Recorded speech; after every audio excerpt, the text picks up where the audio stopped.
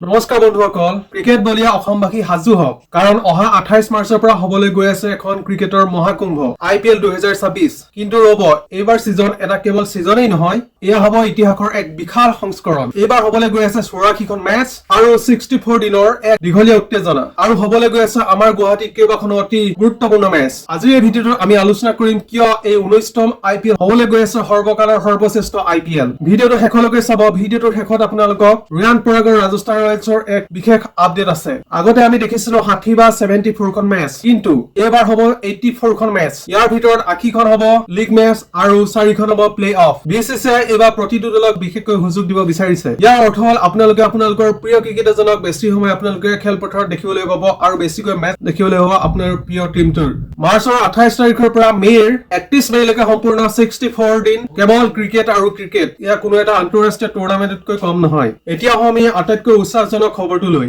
অসমৰ ক্ৰিকেট প্ৰেমীসকলৰ বাবে সুখবৰ যে ৰাজস্থান ৰয়েলছে এইবাৰ তিনিখন গুৰুত্বপূৰ্ণ মেচ বৰ্ষাবাৰত তেওঁলোকে খেলিব ৰাজস্থান ৰয়েলছ বনাম চেন্নাই ছুপাৰ কিংছ অৰ্থাৎ আপোনালোকে ইয়াত ধোনী ভাৰ্চেছ ৰিয়ান পৰাগক দেখিবলৈ পাব 8 এপ্ৰিলত আছে ৰাজস্থান ৰয়েলছ বনাম মুম্বাই ইণ্ডিয়ানছ 10 এপ্ৰিলত আছে ৰয়েল চেলেঞ্জাৰ্ছ বেংগলোৰ আৰু ৰাজস্থান ৰয়েলছ এখন মেচ অতি গুৰুত্বপূৰ্ণ হ'বলৈ গৈ আছে যদি আপোনালোকো এজন RCB ফেন হয় তেনেহলে ভিডিঅ'টো এটা লাইক কৰিব এইবাৰ কেৱল মেচ বেছি হোৱাই নহয় টকাৰ বৰষুণো বেছি হোৱা দেখিবলৈ পোৱা গৈছে KKR অষ্ট্ৰেলিয়াৰ অলৰাউণ্ডাৰ কেমেৰন গ্ৰীনক 25.2 কোটি টকাত কিনি এক ইতিহাস ৰচনা কৰিছে কিন্তু সকলোকে আচৰিত কৰি দিয়া খবৰটো হ'ল যে ট্ৰেড উইণ্ডোত হোৱা হাল হলনি ৰবীন্দ্ৰ জাদেজাক আমি এইবাৰ ৰাজস্থান ৰয়েলছৰ জাৰ্চিত দেখিবলৈ পোৱাৰ সম্ভাৱনা আছে আৰু আমি ইয়াৰ পৰিৱৰ্তে দেখিবলৈ পাম সঞ্জু চেমছনক চেন্নাই ছুপাৰ কিংছৰ ফালৰ পৰা এইবাৰ দলবোৰে এটা বনোৱাত 550 কোটি টকাৰো অধিক ব্যয় কৰিছে আপোনালোকে জানি এইটো আচৰিত হ'ব যে IPLৰ এতিয়া ব্ৰেণ্ড ভ্যালু 18.5 বিলিয়ন ডলাৰ অতিক্ৰম কৰিবলৈ সক্ষম হৈছে যদিও যোৱাবাৰ কিছু সমস্যা হৈছিল কিন্তু এইবাৰ মিডিয়া ৰাইটছ আৰু বিজ্ঞাপনৰ পৰা উপাৰ্জনে সকলো ৰেকৰ্ড ভংগ কৰিবলৈ সক্ষম হৈছে গতিকে বন্ধুসকল আপোনালোকে এইবাৰ IPLৰ বাবে সাজুনে প্ৰথমখন মেচ হ'বলৈ গৈ আছে ডিফেন্ডিং চেম্পিয়ন